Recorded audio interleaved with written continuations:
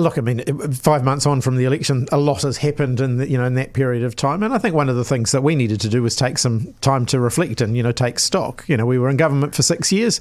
There's plenty of things that I'm proud of, but there's also plenty of things where you look back and you think, okay, if we were going to do that again, would we do that differently? And the answer, and a lot of those, to those questions is yes. So now we've got the opportunity to take stock and say, well, okay, what do we want to offer next election? What are the things that we're going to go out there and campaign on next election? And they'll be different from the previous election. They'll have to be, obviously. We lost the last one. So lost badly. It was a resounding rejection of... I don't think it was a rejection. Like Jan Tinetti said, we didn't do a good job of selling our values. I just think you didn't do a good job. Your values were fine. It was the implementation that was so poor. And that's not just me railing. That's the Auditor General. That is various commissions that have looked at ways that a lot of policies were implemented, and they were implemented badly. Although, interestingly, if you look at some of the areas where the Auditor General had the strongest criticisms, they were some of the New Zealand First-led initiatives like the Provincial Growth Fund, which, of course, are continuing with that focus under this current government. I think the issue around... were all of our policies delivery ready when we came into government in 2017? The honest answer to that is no, they weren't. Well, then what the hell were you doing? I think the real lesson from that is that we've got to do a better job next go round. Well, what were you doing for all those years in opposition where you were being paid to be in opposition, to be government ready? I think the current government are experiencing many of the difficulties that we did as well. I think you can't always... You came in with a surplus. You can't always come in with delivery ready policies in the way that I think we thought you could. Auckland Light Rail and Kiwi Build were massive commitments, and the reality is they were too ambitious to do from opposition. We shouldn't have gone into the campaign promising those two things. And so they were undeliverable, and people were saying that throughout.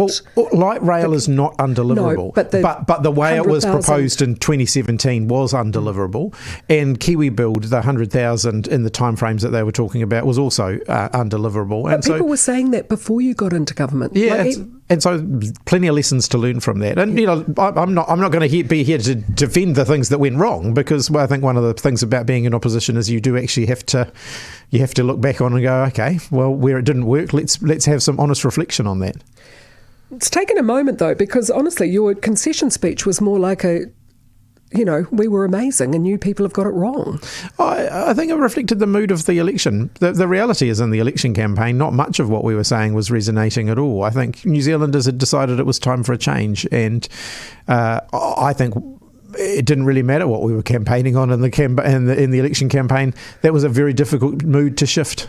Yeah, you were probably right, but I think if some of the policies had stuck. I mean, there's nothing wrong with trying something new, especially with the big, gritty, meaty, gnarly issues like people who are very hard to reach, who are difficult to get into work, difficult to stay in rental accommodation. But what on earth did you think was going to happen when you told Kaingaora tenants that if they didn't pay their rent, they wouldn't be evicted?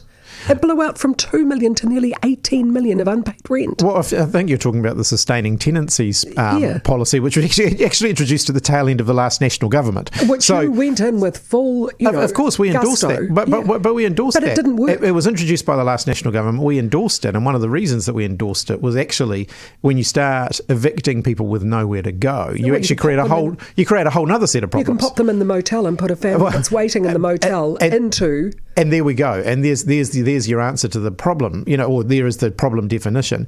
We created a generation of people who were just popping around between unstable accommodation, living on the streets, and ultimately, in many cases, crime was the answer for a lot of them.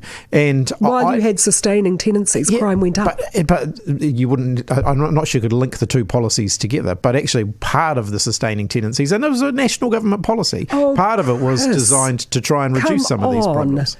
You went in there, boots and all, and made it part of the platform of Kaingaora, and it's worth a try. But every time we questioned whatever minister was there or the head of Kaingaora, they didn't have any markers to see if it was working. Yeah, I actually think one of the things that Kaingaora were too slow to do in terms of the sustaining tenancies was actually relocate people.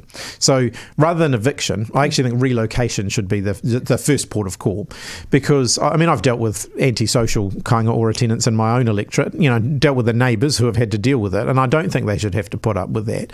And so I think the answer, we're relocation relocation was done, and we had to push, as a local MP, I had to push quite hard to make this happen, where a troublesome tenant was relocated. In about 90% of the cases, that problem goes away. It's a fresh start. They actually get things move on. So the relocation policy, which I think Kaingoa are too slow to use, should be used more.